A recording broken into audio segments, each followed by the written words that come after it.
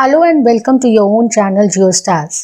यूँ तो हर Friday JioStar channel अपने सभी व्यूअर्स के लिए एमसीक्यू क्वेश्चन सीरीज को काफ़ी समय से अपलोड कर रहा है, परंतु बहुत से व्यूअर्स की डिमांड पर आपका अपना चैनल आज से एमसीक्यू क्वेश्चंस को और बेहतर बनाने के लिए क्वेश्चन के साथ अब एक्सप्लेनेशंस भी अपलोड करेगा।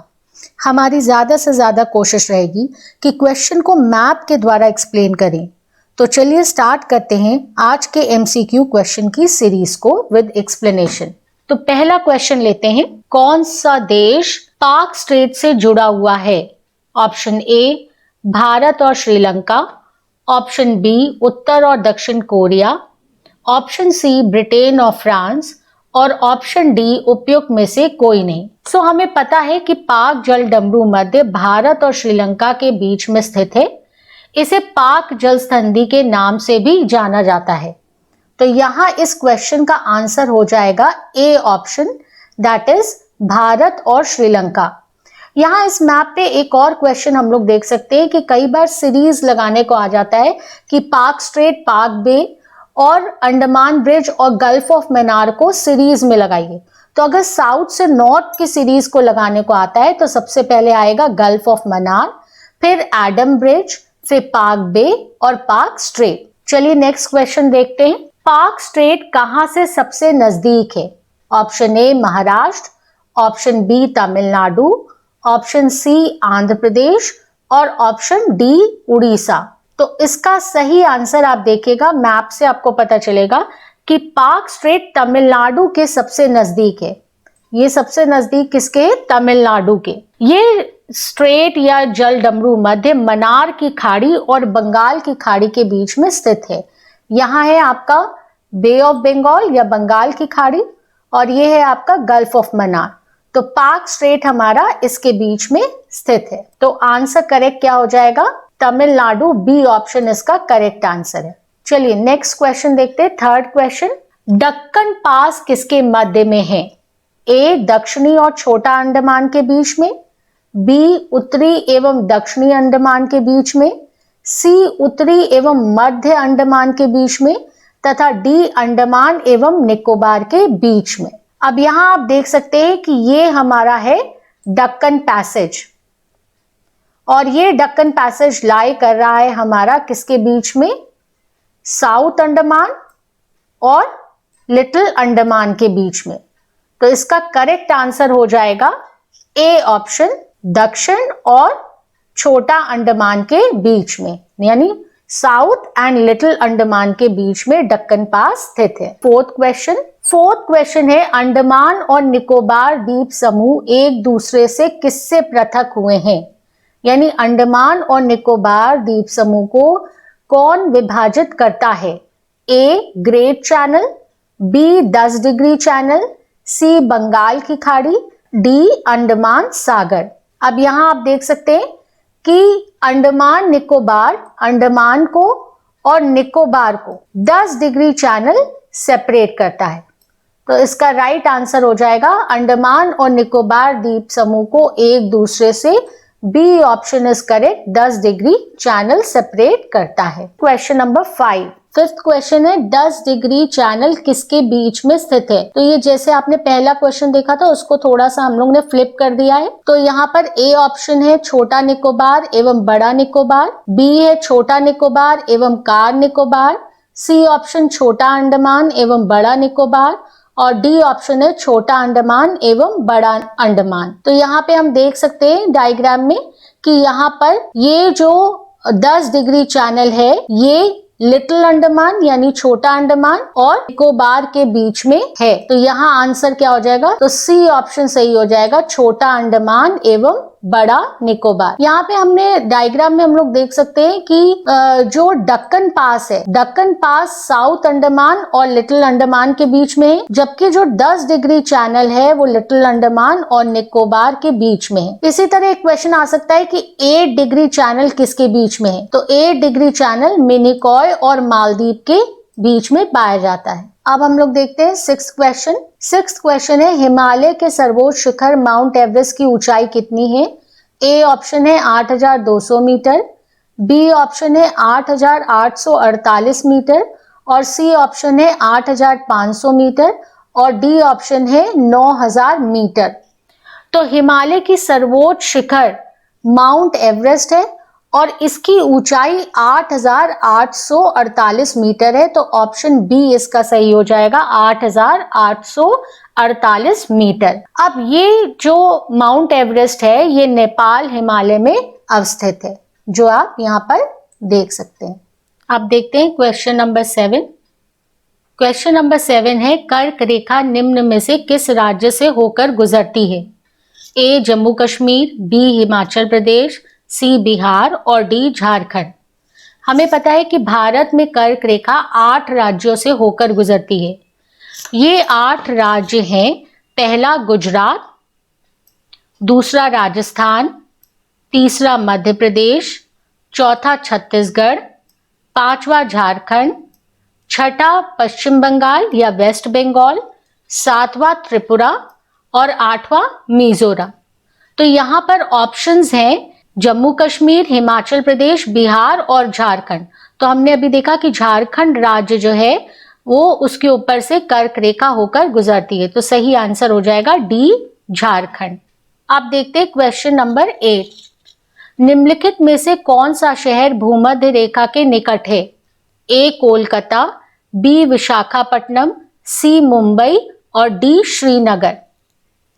अब अक्षांशीय अवस्थिति के आधार पर भारत के उपयुक्त नगरों का अक्षांशीय वितरण अगर देखें तो श्रीनगर का अक्षांशीय वितरण है 34 डिग्री 9 मिनट्स उत्तरी अक्षांश। कोलकाता का अक्षांशीय विस्तार है 22 डिग्री 55 मिनट उत्तरी अक्षांश। मुंबई का है 18 डिग्री 96 मिनट्स उत्तरी अक्षांश और विशाखापट्टनम का है 17 डिग्री 42 मिनट्स उत्तरी अक्षांश। तो सबसे निकट यदि कोई विषुवत रेखा के पास है या इक्वेटर के पास है तो वो है विशाखापट्टनम 17 डिग्री 42 मिनट्स उत्तरी अक्षांश। तो यहाँ पर आंसर हो जाएगा बी विशाखापट्टनम। ना question number 9।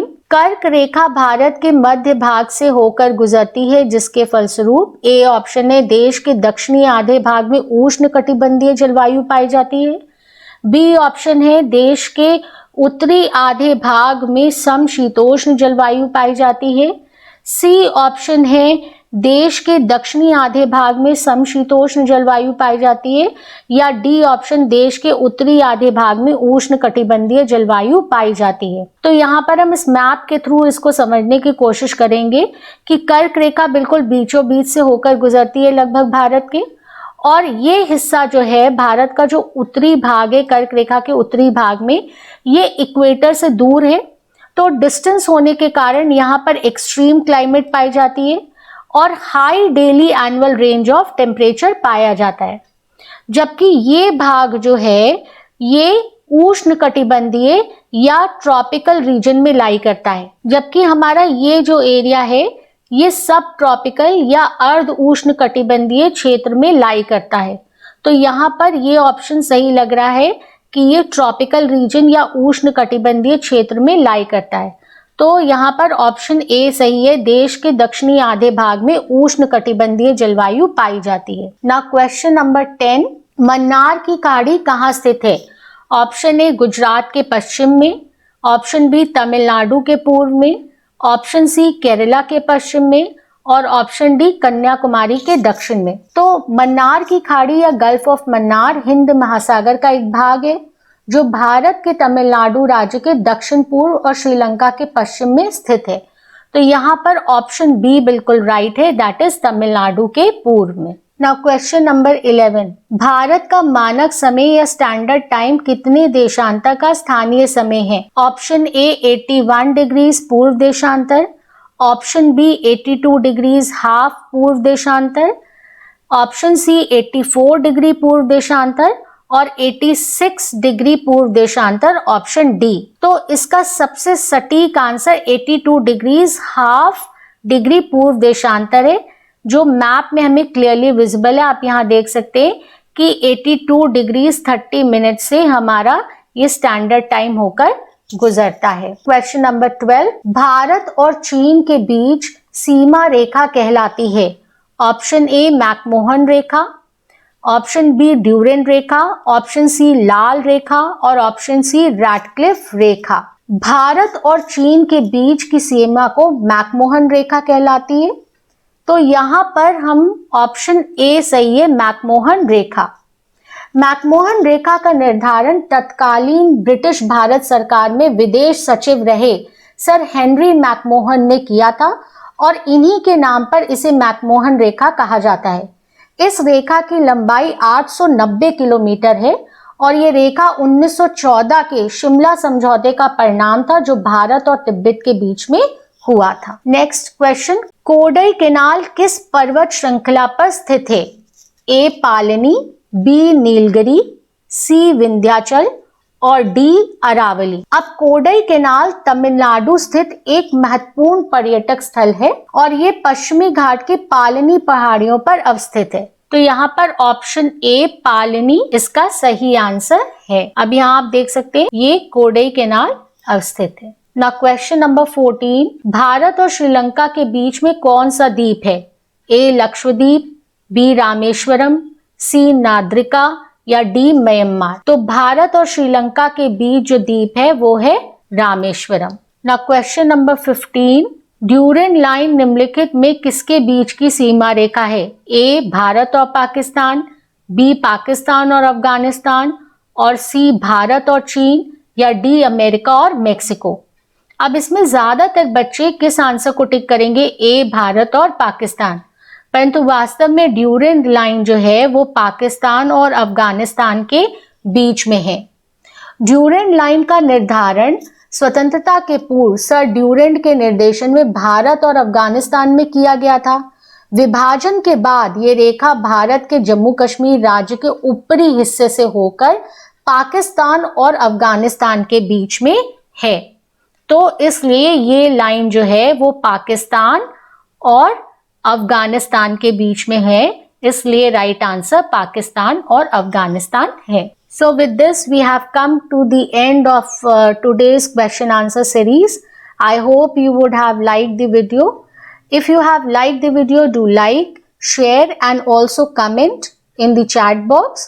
And if not subscribed, do subscribe the channel so that you can get further notifications of the coming videos.